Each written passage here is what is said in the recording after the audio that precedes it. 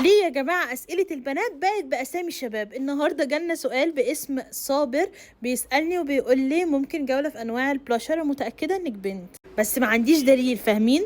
طيب عندنا بلاشرات كتير جدا في متجر مناتي في قسم الميك اب. بصي بقى، أول نوع موجود عندنا البلاشر المفضل بالنسبة لي جدا اللي هو بيبي روز.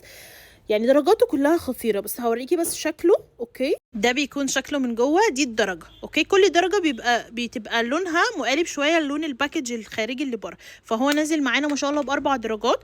ده سعره رخيص موت بجد، لو عرفتوا سعره هتتفاجئوا. ومعانا كمان هنا البلاشر بتاع دايموند، بجد اللهم بارك، 6 الوانات احلى من بعض خطر. ومعانا كمان مايت سينما، البلاشر ده 6 كريمي و6 باودر، بيست سيلر عندنا وغني عن التعريف.